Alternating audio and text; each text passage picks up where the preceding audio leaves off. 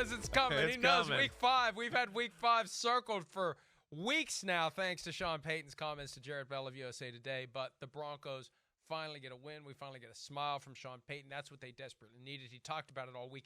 He had some great stuff, Chris. I don't know if you saw our post on PFT about his lessons from Bill Parcells, because they asked him if he was tough on his players last week. And he said no, because that's what Parcells would do. When they're down, you don't make it you worse. love them up, right? When they're up is when you kick their ass. When they've won 3 or 4 in a row, that's when you create a crisis so you can go chew someone out. So Broncos players should be more concerned this week than last week, because when they're down, he propped them up and it worked. Yeah. They got point. It looked like it wasn't going to.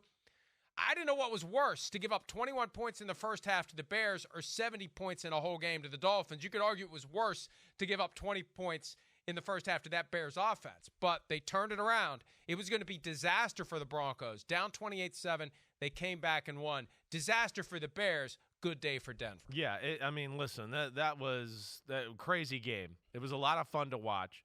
The game started off, and the Broncos went down the field like a well-oiled machine. You said, oh, man, they look good. Their offense looked good.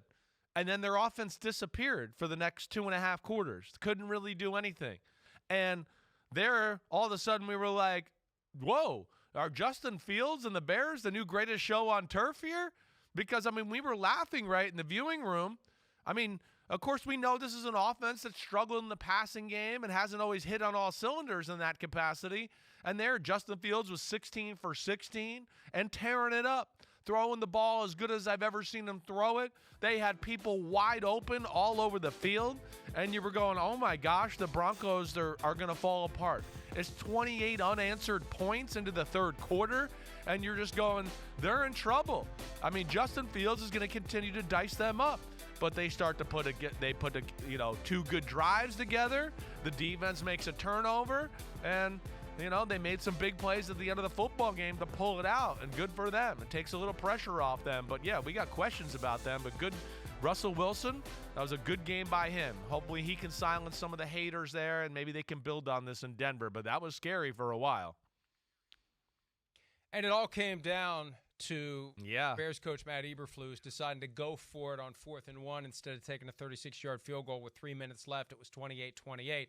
They didn't get it. Broncos drive down the field. Like the next play, boom, they put themselves in field goal range. Broncos kick the field goal. Broncos win the game.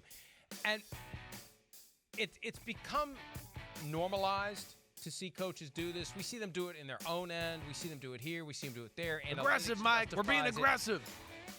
Well, and it's not just aggressive, it's playing the percentages. But Coach Garrett was saying this yesterday, and it's a great point, and it's something that I've made in the past.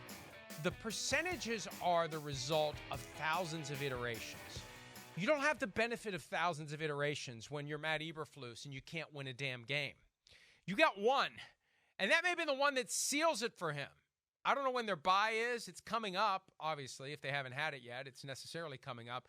But at some point, you pull the plug on Eberflus. This isn't, the percentages say if we go for it here, we're more likely to win, just a little bit more than. No. We need to win this game. Yeah, right. And we're in position to take the lead. We're in position to stop the bleeding. See, that doesn't show up in the formula. We've given up 21 straight points. All of a sudden, we can't buy a point. Here's a 36-yard field goal. We're going to take it just to stop this psychological death march that we're on. That's right. And force them while trailing to drive the ball instead of, hey, it's tied up. We're, we got nothing to lose here. So it was the wrong call. They should have taken the field goal. And at some point, Eberflus is going to pay for it with his job. Yeah. It just feels like it's moving in that direction. Yeah. The only good news for the Bears, they're 0-4. The Panthers are 0-4. They're the only 2 winless teams, and the Bears hold the Panthers' first-round pick for 2024. Yeah, so as it stands right now, they have picks 1 and 2 right now. Right out of the stands in the draft. Yes. I know, right? Yeah, but you're right, Mike. I don't. Listen, they're up 28-21. Nick Bonito gets a strip sack. Cooper picks it up, runs for a touchdown. It's 28-all. The Bears drive down the field. And to me, the point you hit on, and I said it last night in Football Night in America, and when I was watching the game, I was saying it out loud. Put the pressure on Sean Payton and Russell Wilson.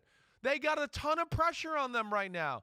Go up 3 points, see if they can execute under that pressure and tie the game maybe and see where it goes from there. But that would have been my approach. Now, they had run the ball well, and I'm he's thinking, wait, we'll win the line of scrimmage one more time. But, yeah, I did not agree with that call. I'm with you all the way there. That's one. You take the 3, you stop the momentum like you're saying, and you put the pressure back on the team who already had a ton of pressure on them going into the football game. By the way, Al Michaels, I got some bad news for you. Thursday, November 9, Panthers at the Bears on Amazon Prime. Wow, I wonder what he'll call that game. What will be his nickname for that one? I don't know, but I tell you what, I'd be willing to put some money on the fact that he won't be there for that game. Hi, it's Mike Florio. Thanks for watching PFT on YouTube. Hit subscribe for the latest news and analysis from Pro Football Talk.